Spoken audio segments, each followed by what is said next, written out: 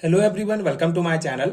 आज हम इस वीडियो में बीएससी फर्स्ट सेमेस्टर केमिस्ट्री का एक और इम्पॉर्टेंट टॉपिक जालक तथा विलायकन ऊर्जा का आयनिक यौगिकों की विलेयता में भूमिका, जो टॉपिक है, जो कॉन्सेप्ट है, उसको डिटेल में डिस्कस करेंगे। बहुत इंपॉर्टेंट कॉन्सेप्ट है और नेशनल एजुकेशन पॉलिसी 2020 के अंतर्गत बीएससी सेमेस्टर एग्जाम्स के लिए जो न्यू सिलेबस प्रोवाइड किया गया है, उस सिलेबस में आपको केमिकल बॉन्डिंग यूनिट में ये टॉपिक देखने को मिलेगा। सो इस पर्टिकुलर वीडियो में हम डिटेल में डिस्कस करेंगे कि लैटाइस एनर्जी एंड सॉल्वेशन एनर्जी का किसी आयनिक कंपाउंड्स के सॉल्युबिलिटी में क्या रोल होता है। तो इंपॉर्टेंट कॉन्सेप्ट है। स्टार्ट करते हैं बेसिक कॉन्सेप्ट से। पिछले वीडियो में हमने लैटाइस एनर्जी एंड सॉल्वेशन एनर्जी के बारे में डिटेल में डिस्कस किया है। अगर आपने वीडियो नहीं देखा है तो आप चैनल के प्लेलिस्ट में जाके चेक कर सकते हैं। केमिकल बॉन्डिंग वाले यूनिट में आपको ये टॉपिक्स देखने को मिलेंगे। बहुत इंपॉर्टेंट कॉन्सेप्ट है, आप बेसिक कॉन्सेप्ट वहां से बना सकते हैं।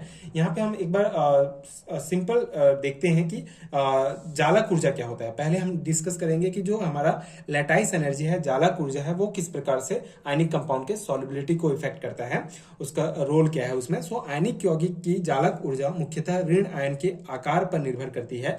यही कारण है कि ऋण आयन का आकार जितना बड़ा होगा, जालक ऊर्जा उतनी ही कम होगी तथा यौगिक की विलेयता बढ़ेगी। उदाहरण के लिए क्षारीय हैलाइडों की विलेयता क्रम निम्न प्रकार है। तो यहाँ पे कॉन्सेप्ट क्या कहा गया है कि आयनिक कोई भी आयनिक यौगिक, ठीक है, आयनिक यौगिक मतलब क्या होता है, जैसे कोई पॉजिटिव चार्ज है एंड नेगेटिव चार्ज है, तो ये दोनों के बीच जो इलेक्ट्रोस्टैटिक फोर्स के कारण जो बॉन्ड बनता है उसी को ही आयनिक बॉन्ड कहा जाता है। और इस बॉन्ड से जो कंपाउंड बनता है उसको हम आयनिक कंपाउंड कहते हैं।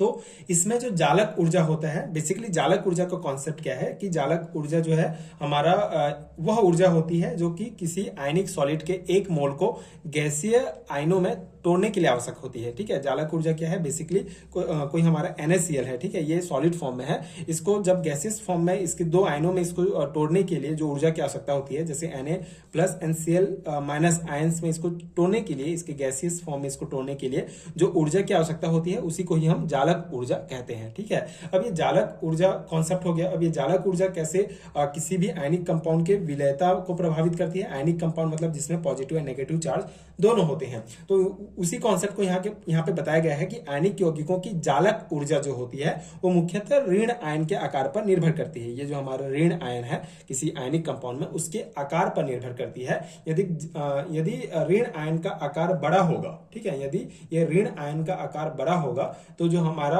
आयनिक कंपाउंड है वो इजिली जो है घुलेगा। ठीक है, उसका विलेयता जो है वो ज्यादा होगा। यहीं पे उसी कॉन्सेप्ट को बताया गया है कि यही कारण है कि ऋण आयन का आकार जितना बड़ा होगा, ठीक है, तो जालक आयनिक यौगिक की जालक ऊर्जा मुख्यतः ऋण आयन के आकार पर निर्भर करती है। तो ऋण आयन का आकार जितना बड़ा होगा उसकी जालक ऊर्जा, ठीक है, लैटाइस एनर्जी उतनी ही कम होगी।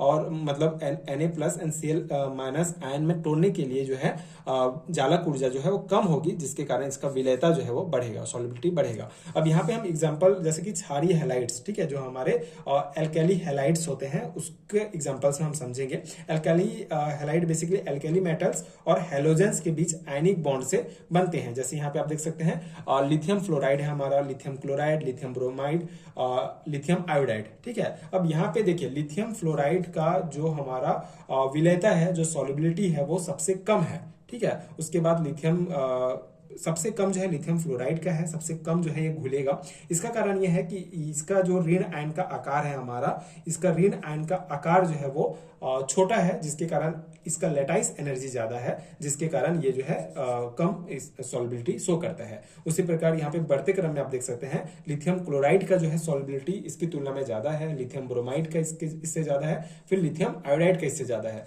अगर हम सीजियम फ्लोराइड का भी देखेंगे तो यही है। ठीक है, बेसिकली कोई भी एल्कली मेटल हैलोजेंस के साथ रिएक्ट करके ये एल्कली हैलाइड्स बनाता है। अब एल्कली हैलाइड्स का जो विलेयता क्रम है ये आप देख सकते हैं, सबसे जो कम विलयशील होगा वो लिथियम फ्लोराइड होगा या सीजियम फ्लोराइड होगा, फिर इसका विलेयता क्रम जो है बढ़ते जाएगा। अब यहाँ पे क्या है कॉन्सेप्ट देखिए कि फ्लोराइड, यहाँ पर फ्लोराइड से आयोडाइड तक ऋण आयन का आकार बढ़ता जाता है। ठीक है, ऋण आयन का जो आकार है वो बढ़ता जाता है, जिससे जालक ऊर्जा कम होती है तथा हैलाइड लवट की विलेयता बढ़ती जाती है। अब ये विलेयता क्यों बढ़ती जाती है, क्योंकि इसका आकार भी जब बढ़ते जाता है। ठीक है, जैसे फ्लोराइड का आकार, ऋण आयन का आकार बड़ा होगा, मतलब छोटा होगा Cl की तुलना में, फिर इसका बड़ा होगा, फिर इसका बड़ा होगा, फिर इसका बड़ा होगा। मतलब ये जो ऋण आयन का जो आकार है वो बड़ा होते जाएगा, जिससे जालक ऊर्जा का मान कम होते जाएगा और इसकी विलेयता बढ़ती जाएगी। इसी को यहाँ पे शो किया गया है। ठीक है, अब ये हो गया हमारा जालक ऊर्जा का आयनिक कंपाउंड के सॉल्युबिलिटी में जो रोल है ना। अब हम सेकेंड हमारा जो टॉपिक है इसी से रिलेटेड वो है विलायकन ऊर्जा। ठीक है, विलायकन ऊर्जा जिसे सॉल्वेशन एनर्जी या हाइड्रेशन एनर्जी भी कहते हैं, इसका क्या रोल होता है। तो सबसे पहले विलायकन ऊर्जा क्या है, इस कॉन्सेप्ट को एक बार रिकॉल कर लेते हैं हम लोग। बहुत सिंपल सा कॉन्सेप्ट है, इसके लिए आपको हाइड्रेशन का कॉन्सेप्ट समझना पड़ेगा। हाइड्रेशन क्या होता है, बेसिकली जैसे कोई हमारा NaCl है, ठीक है, NaCl हमारा कोई क्रिस्टल है, इसको जब हम जल में डालते हैं, ठीक है, किसी पानी में डालेंगे इसको घोलने के लिए मान लो, ठीक है, तो ये जो है आयंस में चेंज हो जाएंगे, जैसे Na+ हो जाएगा। अब Na+ जो है ये यहाँ पे Na+ पॉजिटिव चार्ज है, और पानी डालेंगे पानी में H2O में, तो H2O में क्या होता है, H+ होता है, O- होगा, ठीक है, NH+ होगा। तो ये Na+ है तो ये O- के साथ घिर जाएगा, मतलब O- जो आयन होते हैं वो क्या करेंगे, इसको घेर लेंगे, ठीक है, वो Na+ को। उसी प्रकार Cl- आयन को जो है वो H+ घेर लेगा, ठीक है, H+ जो है वो घेर लेगा। तो इस प्रकार से जल के अणुओं द्वारा, ठीक है, जल के मॉलिक्यूल्स के द्वारा किसी आयंस को इस प्रकार से घेरने की प्रक्रिया को ही हाइड्रेशन कहते हैं। ठीक है, जल के अणुओं के द्वारा किसी आयन को, जैसे Na+ या Cl- जो आयन है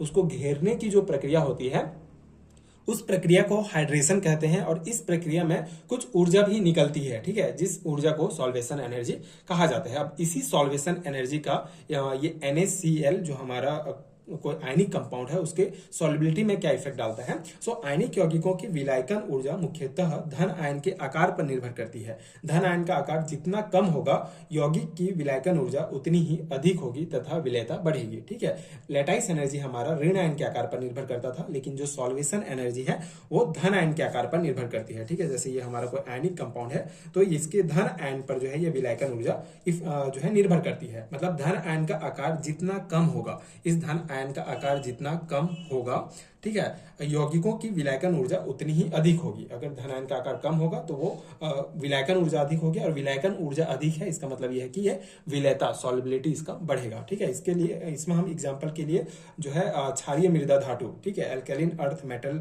सल्फेट का एग्जांपल लेंगे। तो उदाहरण के लिए क्षारीय मृदा धातु सल्फेटों की विलेयता क्रम निम्न प्रकार है। अब यहाँ पे विलेयता क्रम दिया गया है। क्षारीय मृदा धातु सल्फेट क्या होता है, बेसिकली ये एल्कैलिन अर्थ मेटल और सल्फेट आयन से मिलकर बने होते हैं। ठीक है, जैसे यहाँ पे आप देख सकते हैं MgSO4, ठीक है, magnesium sulphate, calcium sulphate, strontium sulphate and ये बेरियम सल्फेट। ठीक है, ये हमारे 4 क्षारीय मृदा धातु सल्फेट हैं, जिसका आप देख सकते हैं विलेयता क्रम। ठीक है, विलेयता क्रम क्या है कि ये सबसे ज्यादा विलय है, MgSO4 सबसे ज्यादा विलय है, उसके बाद CaSO4 विलय है, फिर SrSO4, फिर BaSO4। मतलब यहाँ पे विलेयता क्रम जो है घटते जा रहा है। सबसे ज्यादा जो विलय है वो है MgSO4 है हमारा।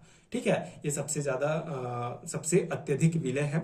और इसमें ज्यादा विलय क्यों है, क्योंकि ये जो हमारा Mg2+ आयन है इसका आकार कम होता है। आकार कम होने के कारण विलायकन ऊर्जा अधिक होगा। ठीक है, विलायकन ऊर्जा अधिक होने के कारण ये जो है अधिक विलय होगा, इसकी विलयता बढ़ेगी। ठीक है, तो इसी कॉन्सेप्ट को आपको ध्यान रखना है कि आयनिक यौगिकों की विलायकन ऊर्जा मुख्यतः धन आयन के आकार पर निर्भर करती है। धन आयन का आकार जितना कम होगा, ठीक है, Mg2+ का आयन जो है हमारा वो कम होगा, इसका धन आयन का आकार कम होगा, जिसके कारण इसका विलय जो हमारा विलायकन ऊर्जा है, हाइड्रेशन एनर्जी या सॉल्वेशन एनर्जी, वो अधिक होगी और विलेयता बढ़ेगी। यहाँ पे विलेयता गुणनफल दिया गया है जो आपको ध्यान रखना है। जैसे मैग्नीशियम सल्फेट का 1.2 इंटू 10⁻³ है। ठीक है, उसी प्रकार कैल्शियम सल्फेट का 2.4 इंटू 10⁻⁵ है। स्ट्रोंशियम सल्फेट का 7.6 इंटू 10⁻⁷ है, एंड बेरियम सल्फेट का 1.5 इंटू 10⁻⁹ है। तो ये आपको ध्यान रखना है। ठीक है, ये हो गया। अब ये जो कॉन्सेप्ट हमने समझा इसी को ही थ्योरी पॉइंट में यहाँ पे लिखा गया है, आप ध्यान देंगे।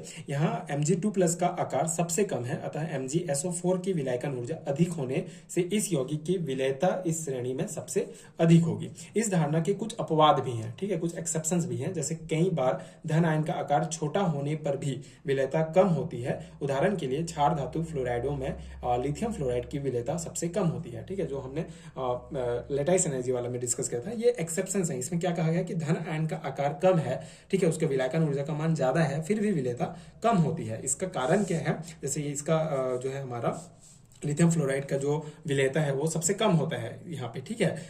जबकि इसमें धन आयन का आकार छोटा है फिर भी, ठीक है। लेकिन इसका कारण क्या है? इसका कारण इनके विलायकन में से उत्पन्न एंट्रोपी परिवर्तन है, ठीक है। जो एंट्रोपी परिवर्तन है वो इसका कारण है, जो लिथियम फ्लोराइड के लिए सबसे कम तथा सीजियम फ्लोराइड के लिए सबसे अधिक होती है, ठीक है। एंट्रोपी परिवर्तन लिथियम फ्लोराइड के लिए सबसे कम और इसके लिए सबसे ज्यादा होती है। इसके कारण जो हमारा लिथियम फ्लोराइड है वो कम विलय है और सीजियम फ्लोराइड ज्यादा विलय है, ठीक है। तो ये एक अपवाद, एक कॉन्सेप्ट आप लिख सकते हैं। अब इसी से रिलेटेड एक टॉपिक है, एक आपके सिलेबस में ये टॉपिक दिया गया है अलग से, तो इसका बेसिक सा कॉन्सेप्ट है, आप ध्यान देंगे। आयनिक आबंध का सहसंयोजक गुण, covalent character of ionic bond. तो यहाँ पे क्या कहा गया है कि दो असमान परमाणुओं के मध्य बनने वाला आबंध पूर्ण रूप से सहसंयोजक या आयनिक नहीं होता है। यदि इसमें आयनिक लक्षण 50% से अधिक होता है तो इसे आयनिक आबंध कहते हैं, तथा यदि सहसंयोजक लक्षण 50% से अधिक हो तो इसे सहसंयोजिक आबंध कहते हैं। अब आयनिक बॉन्ड क्या होता है? बेसिकली जब पॉजिटिव और नेगेटिव चार्जेस के बीच में इलेक्ट्रोस्टैटिक अट्रैक्शन होता है तो जो बॉन्ड बनता है उसको आयनिक बॉन्ड कहते हैं।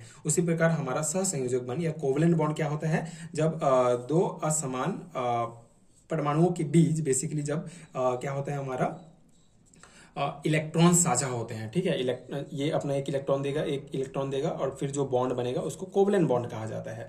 तो इस यहाँ पे क्या कहा गया है कि दो असमान परमाणुओं के मध्य बनने वाला जो आबंध होता है, जो बॉन्ड होता है, वो पूर्ण रूप से ना तो सहसंयोजक होता है, ना तो कोवलेंट होता है, ना ही आयनिक होता है। यदि इसमें आयनिक लक्षण अगर 50% से ज्यादा है तो इसे आयनिक आबंध कहते हैं, और यदि सहसंयोजक लक्षण, ठीक है, कोवलेंट लक्षण ज्यादा है, कोवलेंट प्रॉपर्टी ज्यादा शो करता है तो इसे कोवलेंट बॉन्ड कहा जाता है। आयनिक यौगिक, अब यहाँ पे आयनिक जो यौगिक है, आयनिक यौगिक कब कहलाएगा?